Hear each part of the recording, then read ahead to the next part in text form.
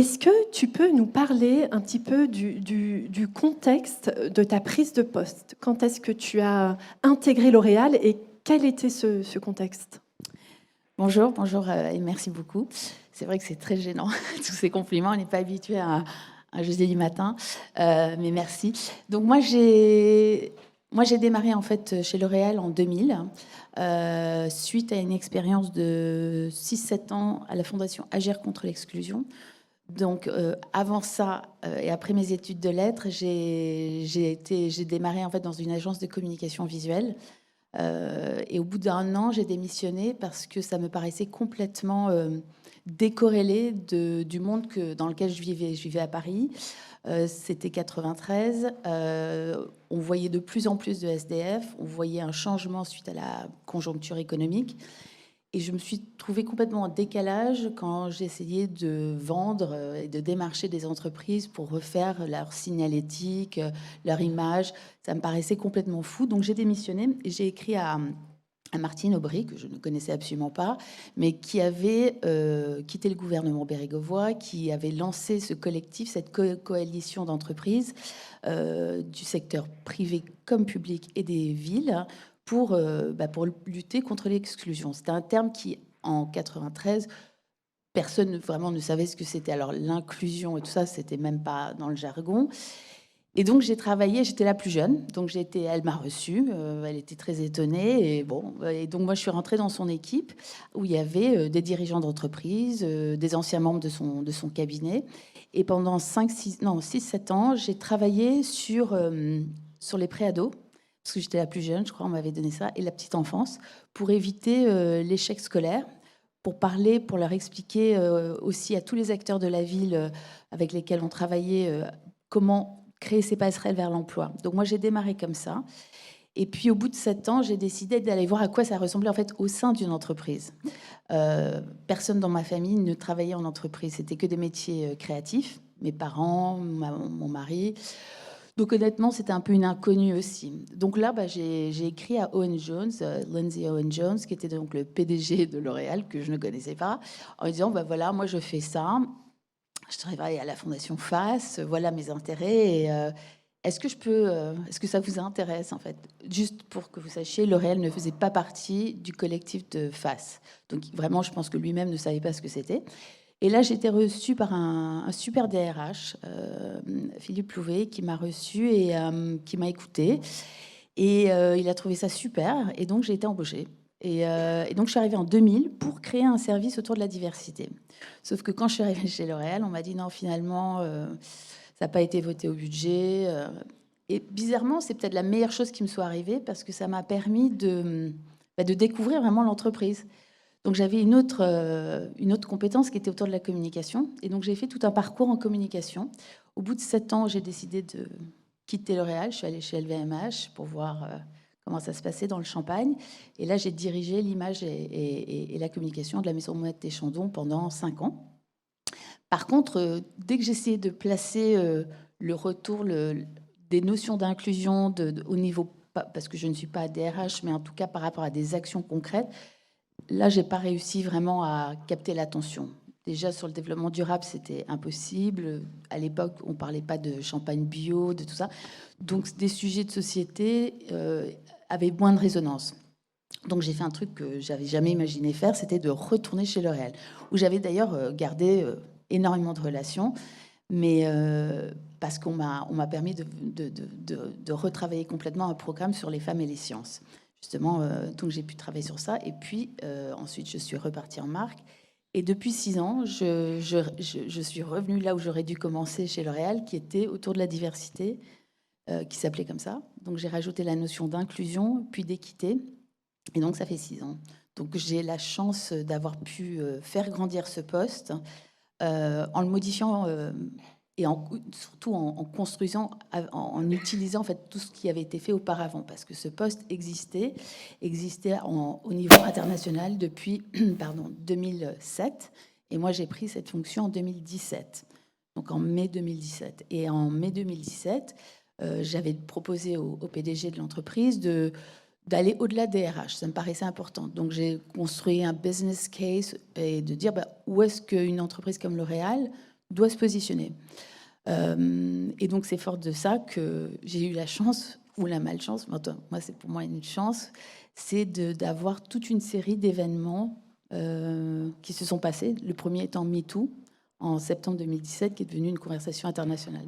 Donc, grâce ou avec toutes ces actualités qui n'ont pas arrêté de justement raisonner au rôle de l'entreprise, j'ai pu construire petit à petit avec une super équipe et avec des super relais dans nos marchés, et puis avec un leadership, des dirigeants très engagés aussi. Donc il y a eu en effet un véritable momentum avec le mouvement MeToo notamment.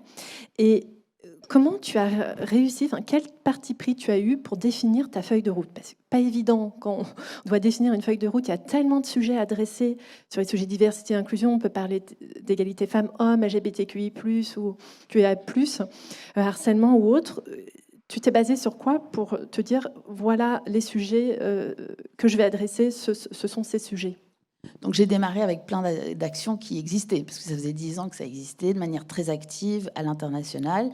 Par contre, la première chose, c'était de créer vraiment la compréhension et l'éducation auprès de nos différentes équipes, en dehors des relations humaines, pour dire, c'est finalement, il faut que vous vous sensibilisez et que vous contribuez à faire en sorte qu'on devienne une entreprise réellement inclusive. Parce que pendant 10 ans, c'était finalement que la responsabilité des RH. Donc, tous les autres services ne se sentaient absolument pas concernés par ça.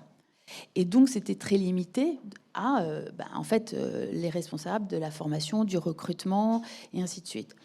Donc, moi, j'ai construit et j'ai proposé simplement que, déjà, de le communiquer, parce que ça, c'est un truc que je savais faire, hein, donc le faire savoir, mais aussi de pouvoir dire, il faut qu'on aille plus loin. Et finalement, grâce à l'internationalisation de MeToo, j'ai dit, là, il faut qu'on prenne des actions osées, audacieuses, différenciantes. On ne va pas juste parler des problèmes de harcèlement au travail, parce que oui, bien sûr, ça existe, mais on avait la chance d'avoir une ligne d'alerte, d'avoir une équipe d'ailleurs éthique qui travaille et répond à ce genre de problèmes de harcèlement.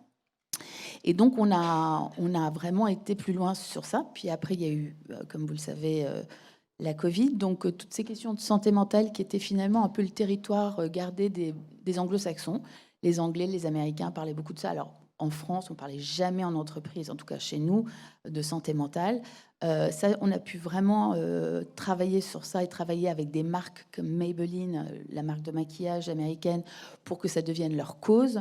Donc, prendre des sujets finalement assez tabous et de se les approprier et de se porter, finalement, de pouvoir les partager avec non seulement nos équipes, hein, mais aussi nos consommateurs et nos consommatrices, mais aussi nos fournisseurs. Donc, l'idée, c'était vraiment de relayer et puis de prendre des paris. Et puis après, il y a eu évidemment le meurtre de George Floyd. Ça a suscité énormément de questions, pas que aux États-Unis, beaucoup de colère de la part de nos équipes. Et aussi une libération de la parole extraordinaire sur le racisme au quotidien. Donc ça, c'est des choses qu'on a ressenties pas que en Amérique du Nord, mais partout, en Inde, en Amérique latine, évidemment en France. Et donc, il fallait aussi qu'on prenne des paris sur ça et qu'on s'engage.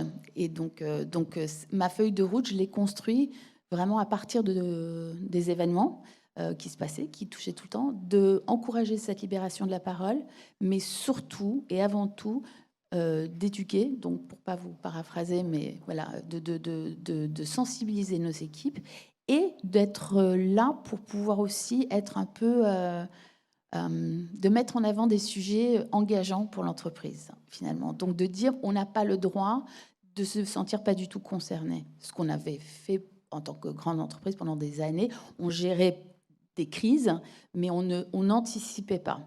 Donc, par exemple, MeToo, j'ai proposé qu'on travaille avec d'autres entreprises, parce que je savais que c'était très tabou, sur les violences domestiques, les violences conjugales. Et pas que en entreprise, pas que chez nous, mais voilà, mais aussi avec nos marques. Donc, Yves Saint Laurent est très engagé, permet de financer aussi des choses que moi, je ne peux pas financer parce que je suis un service corporate, donc j'ai absolument pas d'argent. Donc, moi, je peux parler engagé, mais après, il faut qu'on ait... Et de prendre des paris auquel on s'y tient. Donc, quand la Convention 190 a été votée par l'OIT en 2019, j'ai dit, on ne va pas attendre que ça va arriver dans le gouvernement, enfin, que ça sera implémenté par les pays. Il faut qu'on anticipe. Donc, on a utilisé le Covid pour rédiger une politique sur les violences conjugales et le rôle de l'entreprise qu'on a déployé dans l'ensemble de nos marchés en 2021.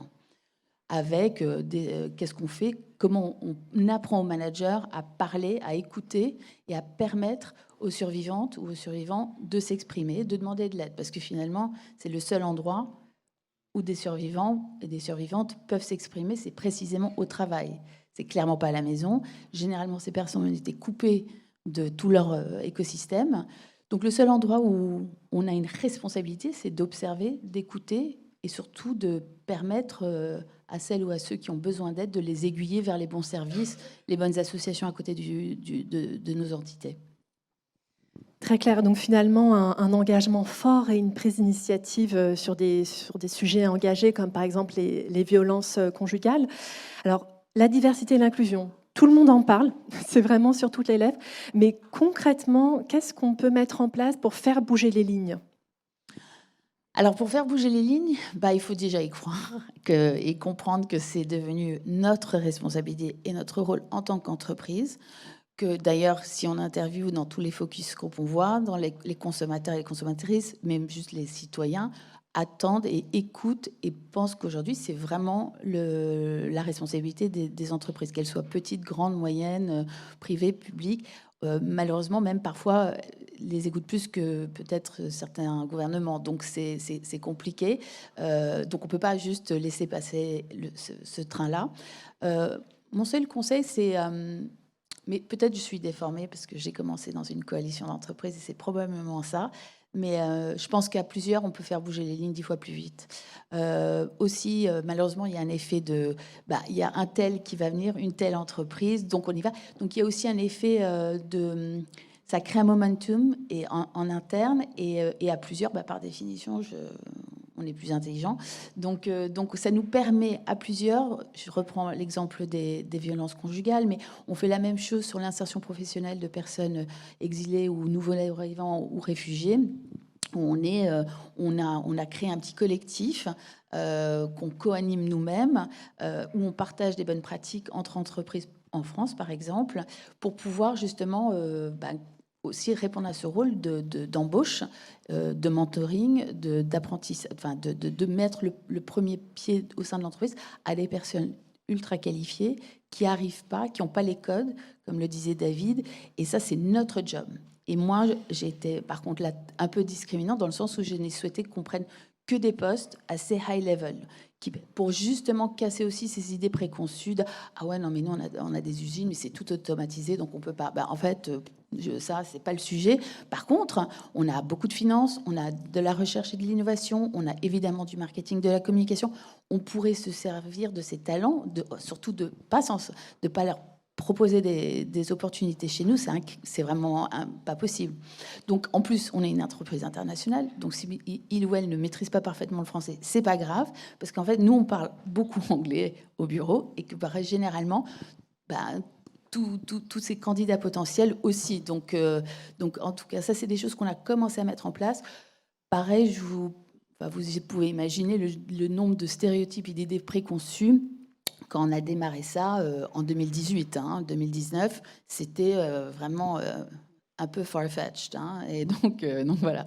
Donc à plusieurs, moi je dirais vraiment des coalitions pour partager, pour pas réinventer la roue. Je pense que ça, c'est comme ça. Je pense que c'est une des choses vraiment importantes. Et puis après s'engager sur des sujets là où on nous attend pas, en fait. Après, il faut s'assurer qu'on we walk the talk. Donc, en effet, principalement des coalitions. Est-ce qu'il y a certains projets que tu as menés chez L'Oréal avec ton équipe sur les sujets diversité et inclusion que tu souhaites partager et dont tu es particulièrement fière? Oui, alors ça, c'est vrai que j'en ai plusieurs. On a une équipe. Aujourd'hui, j'ai la chance d'avoir une dizaine de personnes avec lesquelles je travaille au quotidien dans l'équipe, des profils très différents, donc des compétences très différentes et des gens plutôt seniors qui soit connaissent très bien L'Oréal, soit connaissent très bien leur métier, parfois les deux.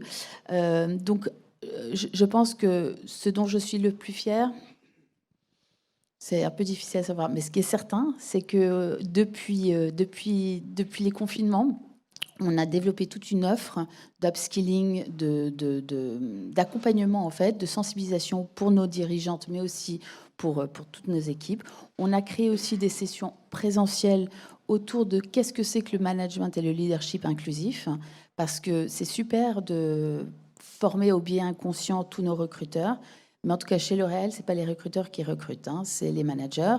Donc, il y avait un peu un gap quand il fallait acter, parce qu'on est toujours très impatient, on est toujours en retard.